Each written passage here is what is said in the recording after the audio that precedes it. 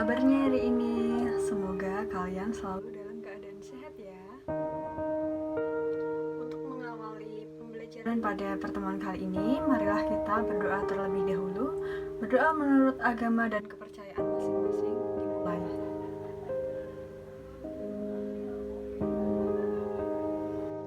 Selesai. Untuk daftar presensi, Ibu sudah menyiapkan pada link Google Form. Nah, jadi kalian nanti setelah mengikuti pembelajaran ini, kalian bisa langsung mengisi Google Form tersebut untuk daftar penilaian kehadiran kalian. Baik, sebelum dimulainya pembelajaran pada kali ini, kalian bisa menyiapkan perlengkapan peralatan alat tulis seperti buku, kertas, ataupun pulpen untuk mencatat materi-materi yang penting. Nah, pada pertemuan minggu lalu kita sudah membahas mengenai sistem upah. Nah, sistem upah kan berkaitan dengan ketenagakerjaan. Pada pertemuan kali ini, Ibu akan membahas mengenai pengangguran. Sebelum kita membahas mengenai materi pengangguran, Ibu akan memberikan sedikit kata motivasi yang harus kalian tanamkan sejak sekarang, sejak kalian masih di bangku sekolah. Jadi ini kata-katanya, janganlah kalian menunda pekerjaan, karena menunda itu akan membuat masalah baru. Mengapa masalah baru? Karena apabila kita menunda sebuah pekerjaan, maka besoknya, misal hari ini kita menunda satu tugas yang Ibu berikan. Besok ada materi pelajaran baru dari guru lainnya, dan tugas yang Ibu berikan belum kalian selesaikan, akan ada tugas dan tugas lagi. Seperti itu. Nah, jadi solusinya kalian harus sebisa mungkin luangkan waktu kalian untuk menyelesaikan tugas-tugas sebagai tanggung jawab kalian sebagai seorang siswa. Nah, jika itu sudah kalian terapkan sejak dini, maka itu akan terus menjadi kebiasaan baik kalian. Nah, bisa dicoba ya mulai hari ini. Sebelum kita memulai pembelajaran pada kali ini, alangkah lebih baiknya kita melihat tujuan pembelajaran pada materi yang akan Ibu sampaikan. Melalui metode pembelajaran Discovery Learning dengan menggunakan metode daring, diharapkan siswa mampu mengetahui definisi pengangguran, penyebab terjadinya pengangguran, jenis-jenis pengangguran, dampak-dampak pengangguran, serta cara mengatasi pengangguran. Dan yang poin kedua, mengklarifikasi berbagai macam pengangguran. Nah, sudah jelas ya tujuan pembelajaran yang akan kita peroleh pada pertemuan kali ini. Langsung aja yuk kita masuk pada materinya. Silahkan disimak baik-baik ya. Nah, pada slide PPT yang pertama ada definisi pengangguran. Apa sih pengangguran itu? Ada yang tahu nggak pengangguran itu apa? Nah, pengangguran di sini adalah orang atau angkatan kerja yang belum berusaha mencari pekerjaan tetapi tidak atau belum mendapatkan pekerjaan pada tingkat upah yang berlaku. Nah, pengangguran di sini pastinya tidak jauh dari kata angkatan kerja. Apa itu angkatan kerja? Nah, angkatan kerja itu sendiri adalah seseorang yang siap atau mampu bekerja yang berusia di atas 15 tahun. Nah, angkatan kerja itu sendiri masih dibagi menjadi dua golongan, yaitu golongan bekerja dan golongan pengangguran. Golongan bekerja adalah mereka yang sudah terserap dalam sebuah pekerjaan atau mereka yang sudah turun di lapangan pekerjaan, sehingga mereka mampu memperoleh upah dari apa yang telah mereka kerjakan. Begitupun sebaliknya dengan golongan yang kedua, yaitu golongan dari pengangguran. Nah, pengangguran ini juga sama, memiliki tingkat usia yang mampu untuk melakukan sebuah pekerjaan, akan tetapi mereka belum mendapatkan sebuah pekerjaan, sehingga mereka belum mampu menghasilkan atau memperoleh upah. Nah, selanjutnya ada kategori atau syarat seseorang dapat dikatakan sebagai pengangguran.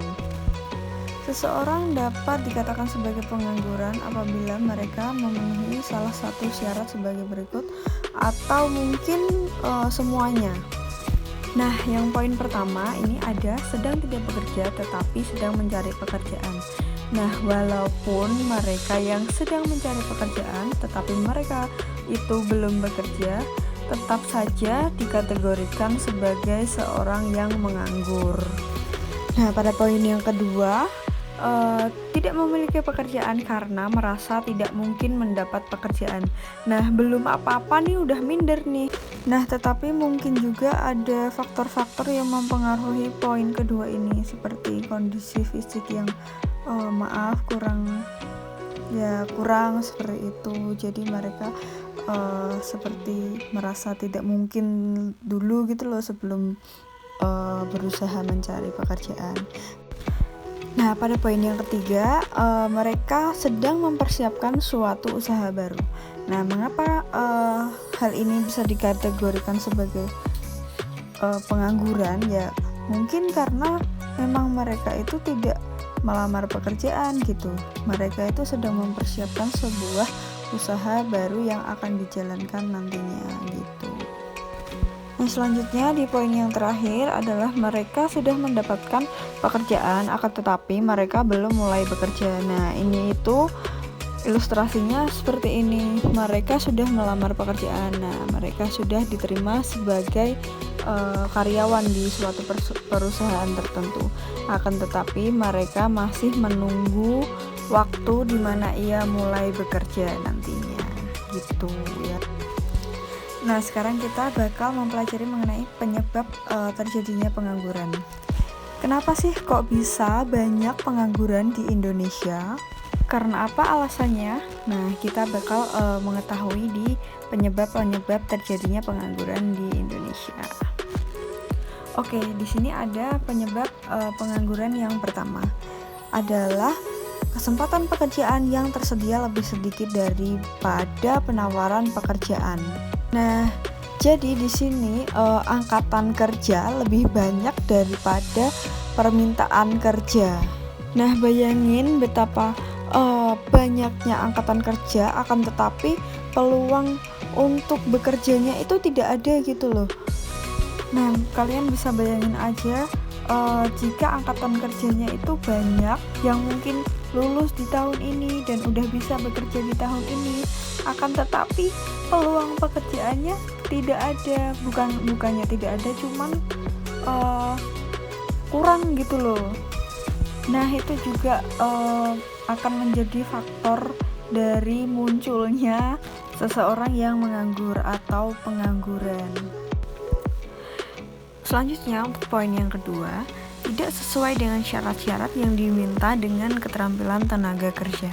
Nah, di sini dapat diilustrasikan, misal kita tinggal di sebuah perkotaan. Nah, di perkotaan itu kan lebih dominan di pekerjaan yang lebih ke kayak perkantoran gitu-gitu ya. Nah, di dalam sebuah perkantoran itu ada staf admin, sekretaris. Nah, seperti itu. Apabila seseorang tidak memiliki keahlian dalam bidang-bidang tersebut, maka akan sulit mendapatkan sebuah pekerjaan tersebut gitu. Paham ya sampai di sini? Nah, pada poin yang ketiga yaitu rendahnya tingkat pendidikan tenaga kerja. Nah, pastinya kebanyakan dari kita juga sudah tahu mengenai rendahnya tingkat pendidikan itu juga mempengaruhi terjadinya pengangguran. Karena apa?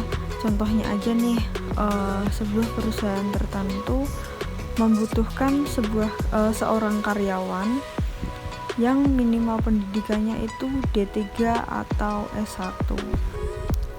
Nah, padahal untuk yang pendidikannya SMA itu masih banyak. Sedangkan perusahaan rata-rata mencari kategori karyawannya itu yang minimal S1 atau D3 seperti itu. Nah, otomatis yang hanya memiliki lulusan SMA saja akan memicu terjadinya seorang yang menganggur. Nah, untuk selanjutnya pada poin yang keempat, pengusaha yang mementingkan laba dibandingkan kesempatan kerja yang diberikan kepada pencari kerja atau perusahaan yang padat modal. Nah, sebenarnya pada poin keempat ini yang menyebabkan terjadinya pengangguran adalah pada perusahaan itu sendiri. Mengapa? Karena pihak perusahaan sudah merasa bahwa tenaga kerja yang dimiliki sudah cukup untuk melakukan kegiatan usahanya, sehingga menyebabkan peluang seseorang untuk bekerja itu lebih sedikit, seperti itu. Nah, selanjutnya pada poin yang kelima adalah ketidakstabilan perekonomian, politik, dan keamanan. Untuk selanjutnya ada tingkat pengangguran. Apa sih tingkat pengangguran itu? Oke, tingkat pengangguran itu adalah istilah yang digunakan untuk menyatakan persentase pengangguran di satu kota atau satu wilayah tertentu. Nah, rumus untuk menghitungnya itu seperti ini ya. Jumlah pengangguran dibagi dengan angkatan kerja lalu dikalikan 100, yang nanti hasilnya adalah persen. Nah, jadi misalnya kalau kita mau ngitung kayak gimana sih tingkat persentase di suatu wilayah. Nah, jadi kita bisa menggunakan rumus ini. Misal kita ingin mengetahui jumlah pengangguran di suatu wilayah tertentu. Nah, misal nih jumlah penganggurannya ada 1000, sedangkan angkatan kerjanya 100.000 ya misalnya. Tinggal dibagi lalu dikalikan dengan 100. Lalu akan ketemu tuh hasil persentasenya. Sampai di sini paham ya? Baik, yang selanjutnya kita akan mempelajari mengenai jenis-jenis pengangguran. Yang pertama ada pengangguran berdasarkan sifatnya. Antara lain adalah pengangguran terbuka, setengah pengangguran, dan pengangguran terselubung. Poin yang pertama ada pengangguran terbuka. Pengangguran terbuka adalah keadaan orang yang sama sekali tidak bekerja dan sedang berusaha mencari pekerjaan. Nah, jadi pengangguran terbuka itu yang umumnya terjadi ya, karena angkatan kerjanya yang banyak, akan tetapi kesempatan kerjanya yang sedikit. Lanjut, poin yang kedua ada setengah pengangguran. Nah, setengah pengangguran di sini merupakan kondisi di mana tenaga kerja yang bekerja tidak secara optimum, dan berikut bisa dilihat dari jam kerjanya. Nah, setengah pengangguran ini bisa kita lihat pada kondisi yang seperti ini. Pada pandemi COVID-19 ini, pastikan banyak ya orang-orang yang bekerja tapi jamnya terbatas, seperti itu. Misalnya seminggu itu mereka yang biasanya masuk full selama 6 hari, ini hanya bekerja pada hari-hari tertentu saja. Dan ada beberapa juga yang melakukan WFH, WFO seperti itu. Jadi pada intinya seseorang tersebut bekerja tidak secara optimal pada waktu kerjanya. Poin berikutnya ada pengangguran terselubung. Pengangguran ini dapat terjadi karena ketidaksesuaian antara pekerjaan yang dilakukannya dengan potensi dan bakat serta kemampuan. Jadi ketidaksesuaian atau ketidakcocokan antara potensi ini akan berpengaruh terhadap produktivitas yang rendah. Pengangguran terselubung ini kelihatannya itu bekerja, akan tetapi sumbangan yang diberikan terhadap perekonomian itu sangat kecil. Sebagai contoh adalah petani yang sedang menggarap tanah. Nah, jadi di sini itu si petani bisa mengerjakan pekerjaannya itu sendirian, tetapi karena anaknya yang tidak bekerja, anaknya ikut menggarap tanah tersebut, padahal anaknya tidak memiliki keahlian dalam bidang tersebut. Nah, si anak dari seorang petani ini disebut dengan pengangguran terselubung. Walaupun ia ada pun, ia tidak memberikan kontribusi yang lebih pada perekonomian, seperti itu. Sampai di sini paham ya? Untuk selanjutnya ada jenis-jenis pengangguran berdasarkan penyebabnya. Antara lain adalah pengangguran siklikal, pengangguran struktural, pengangguran friksional, pengangguran sukarela, pengangguran musiman, dan pengangguran teknologi. Untuk poin yang pertama, ada pengangguran siklikal. Pengangguran siklikal adalah pengangguran yang terjadi akibat naik turunnya kondisi perekonomian di suatu negara. Tidak menutup kemungkinan pun di Indonesia juga terjadi. Nah, Ibu contohkan, jadi di sini pengangguran siklikal itu misalkan ekonomi mengalami kemunduran. Akibatnya daya beli masyarakatnya itu berkurang, sehingga menyebabkan pabrik sementara berhenti berproduksi dikarenakan penjualannya yang merosot. Dan perusahaan pun mengurangi kegiatan produksinya. Nah, kalau nggak ada produksi, terus otomatis kan karyawan juga tidak ada pekerjaan. Nah, disitulah terjadinya pemutusan hubungan kerja atau disebut juga dengan PHK. Ini terjadi karena resesi ekonomi. Nah, orang yang terkena PHK adalah seseorang yang disebut dengan pengangguran siklikal. Pada poin selanjutnya ada pengangguran struktural. Pengangguran struktural terjadi karena adanya perubahan struktur perekonomian di suatu negara. Nah, jadi misalnya ada suatu negara yang dulunya adalah negara agraris perekonomiannya, maka tenaga kerjanya pun banyak di sektor agraris ini. Tetapi tiba-tiba karena kemajuan teknologi, kemajuan kehidupan, apalagi dengan adanya arus globalisasi ini, era juga semakin berkembang dong. Nah, negara ini malah justru jadi pindah jadi negara-negara yang banyak perusahaan-perusahaan industri, pabrik-pabrik. Nah, maka di situ bakal menimbulkan pengangguran struktural. Karena apa? Karena ketika ada perubahan struktur perekonomian, maka mengakibatkan butuhnya keterampilan baru supaya tenaga kerjanya dapat menyesuaikan diri dengan kondisi tersebut. Sehingga banyak tenaga kerja yang semula bekerja di sektor negara agraris terpaksa menganggur karena adanya peralihan menjadi usaha industri. Lanjut, ada pengangguran friksional. Pengangguran yang disebabkan oleh waktu yang dibutuhkan orang untuk mencari pekerjaan. Jadi pengangguran friksional ini dikenal dengan pengangguran sementara waktu. Pada salah satu syarat pengangguran itu kan ada orang yang sedang menunggu suatu pekerjaan dapat dikatakan sebagai pengangguran. Nah, ini nih yang dimaksud dengan pengangguran friksional. Misalkan orang-orang yang sedang menunggu pekerjaan itu juga disebut dengan pengangguran friksional. Yang selanjutnya ada pengangguran sukarela. Pengangguran sukarela merupakan pengangguran yang terjadi karena seseorang yang masih mampu bekerja, tetapi dengan sukarela ia tidak bekerja karena telah memiliki penghasilan dari harta kekayaan mereka. Nah, contohnya di sini adalah mereka itu mungkin memiliki sebuah bisnis atau usaha, atau mungkin menikmati bunga uang simpanan. Misalkan mereka itu masih memiliki menyimpan harta kekayaan dan mereka ingin menikmati harta kekayaan tersebut. Nah, itu yang dikatakan sebagai pengangguran sukarela, karena ia dengan sukarela tidak bekerja karena ingin menikmati harta kekayaannya. Lalu berikutnya ada pengangguran musiman. Pengangguran yang terjadi akibat perubahan musim. Nah, contohnya di sini biasanya adalah nelayan.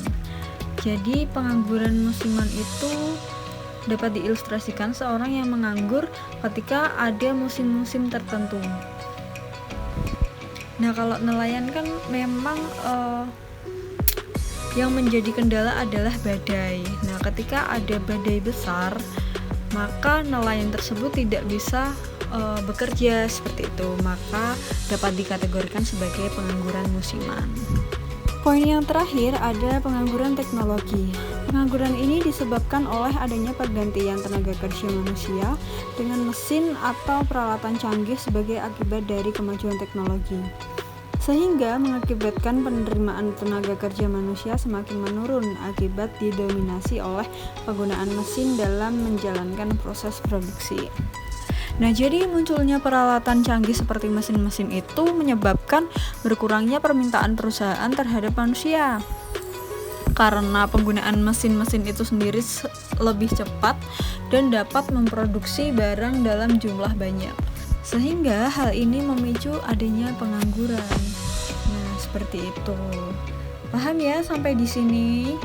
Nah, berikut ada dampak-dampak pengangguran. Poin yang pertama adalah menurunnya pendapatan per kapita.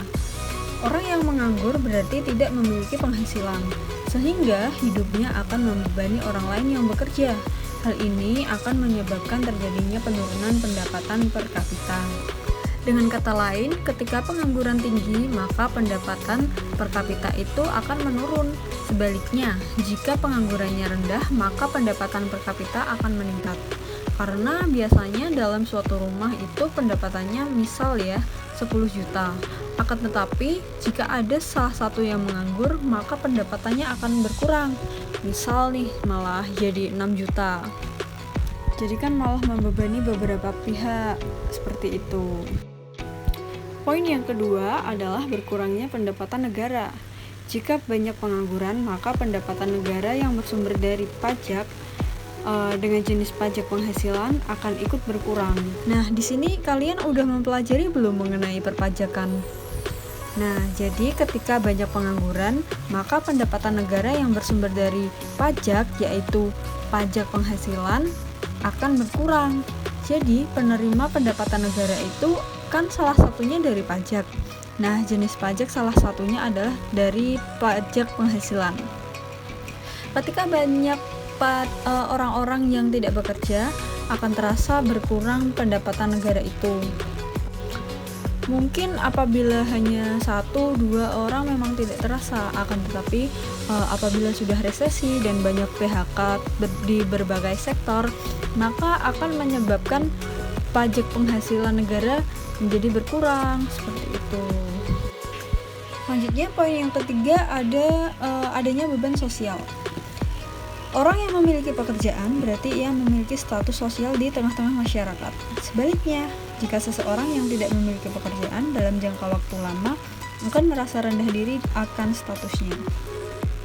Jadi, akan membuat si pengangguran itu jadi minder, seperti itu. Apalagi jika sudah berada di satu komunitas, pasti kan ada dialog, ada obrolan tuh. Nah, ketika ada yang menganggur, pasti kan menyebabkan adanya beban sosial. Jadi, selain menjadi beban ekonomi, dampak lainnya adalah sosial dan psikologis. Seperti itu ya. Poin yang terakhir, munculnya biaya sosial.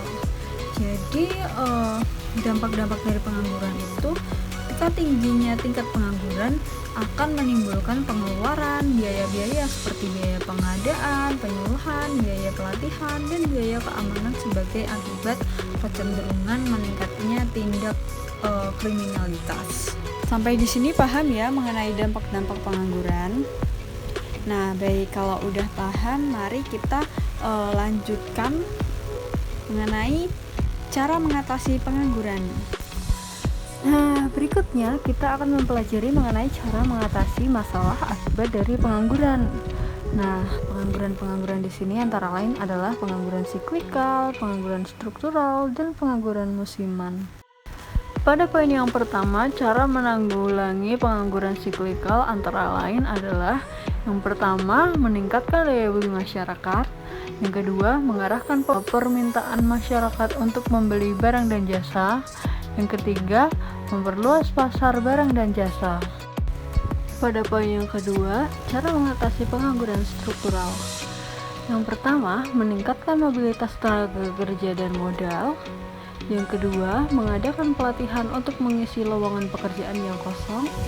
Yang ketiga, memindahkan tenaga kerja dari sektor ekonomi yang kelebihan di sektor ekonomi yang kurang. Dan yang terakhir, melakukan investasi padat karya di tempat yang banyak tingkat penganggurannya. Poin yang terakhir adalah cara mengatasi pengangguran musiman. Yang pertama, memberikan informasi lowongan kerja pada bidang lain. Yang kedua, melakukan pelatihan agar seseorang memiliki keterampilan lain untuk dapat bekerja selagi menunggu musim tertentu. Seperti itu ya. Kira-kira cara mengatasi masalah dari pengangguran itu sendiri. Nah, sekian pembelajaran yang dapat Ibu sampaikan pada pertemuan kali ini. Apabila ada yang ingin ditanyakan, silahkan kalian bisa chat pribadi Ibu melalui WhatsApp atau DM Instagram. Kita dapat berdiskusi. Seperti itu, jangan lupa diisi presensinya. Jangan lupa selalu jaga kesehatan supaya kita selalu terhindar dari wabah COVID-19 yang belum berakhir. Semoga kita selalu terlindungi dalam wabah yang masih belum tahu sampai kapan vaksinnya ditemukan. Jangan lupa berdoa dan tetap jaga kondisi. Selalu pakai masker dan sering-sering cuci tangan ya.